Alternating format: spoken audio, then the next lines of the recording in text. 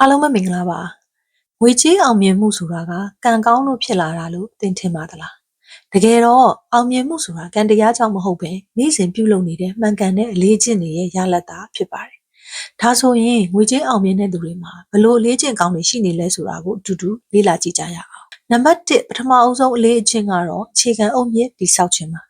အဓိကကတော့ကိုယ့်ပစံဘယ်ရောက်သွားလဲဆိုတာကိုသိပြီးတော့မှထိန်းချုပ်နိုင်ဖို့ပါပဲဒီနေရာမှာအလွန်အသုံးဝင်တဲ့နည်းလမ်းကတော့50 30 20နည်းလမ်းဖြစ်ပါတယ်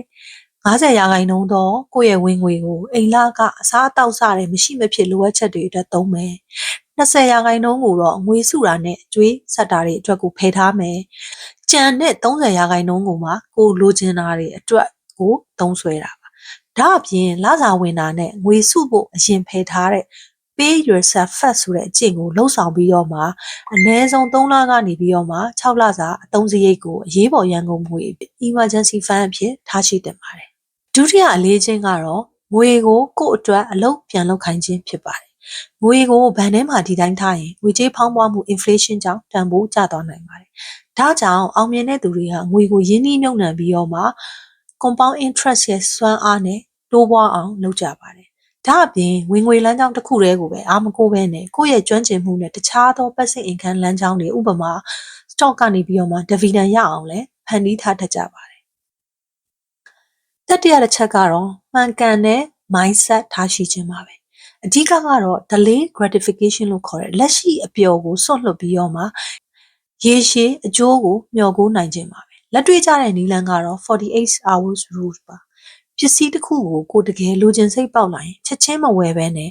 2ရက်ဒါမှမဟုတ်48နာရီစောင့်ကြည့်လိုက်ပါတကယ်မလိုအပ်ဘဲနဲ့စိတ်အလိုလိုက်မိမဲ့အသုံးစရိတ်တွေကိုလည်းဒီနည်းနဲ့လျှော့ချနိုင်ပါတယ်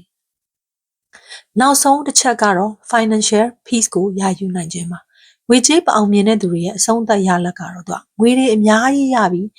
ရန်ကြီးကိုချမ်းသာသွားဖို့တခုတည်းမဟုတ်ပါဘူးငွေကြောင့်ဖြစ်တဲ့စိတ်ဖိစီးမှုတွေကင်းဝေးပြီးတော့မှကိုယ့်ရဲ့အနာဂတ်အတွက်ယုံကြည်မှုရှိလာတာသူတစ်ပါးကိုပြန်လည်ကူညီနိုင်တာဖြစ်ပါတယ်ဒီအဆင့်ရောက်ပြီဆိုလို့ရှိရင်ငွေဟာတင့်ရဲ့သခင်မဟုတ်တော့ဘဲနဲ့တင့်ဘဝရည်မှန်းချက်တွေကိုဖော်ဆောင်ပေးမဲ့ကိရိယာတစ်ခုဖြစ်လာပါလိမ့်မယ်အဲ့တော့ဒီနေ့ပြောခဲ့တဲ့အချက်လက်တွေထဲကနေသင်ဘဲအချက်ကိုစပြီးတော့မှလှုပ်ဆောင်မလဲအားလုံးကိုတစ်ပြိုင်နက်တည်းလှုပ်เสียမလိုပါဘူးသင်ငယ်တဲ့အလေးကျင့်လေးတစ်ခုဒီနေ့ကစပြီးဒီဇိုင်းမမတ်လှုပ်ဆောင်သွားမယ်ဆိုရင်ကြီးမားတဲ့ဘဏ္ဍာရေးအောင်မြင်မှုတွေကိုပိုင်ဆိုင်နိုင်မှာအသေးချာပဲဖြစ်ပါတယ်အားလုံးပဲကျေးဇူးများတင်ပါတယ်အောင်မြင်ပျော်ရွှင်တဲ့ investor များဖြစ်နိုင်ကြပါစေ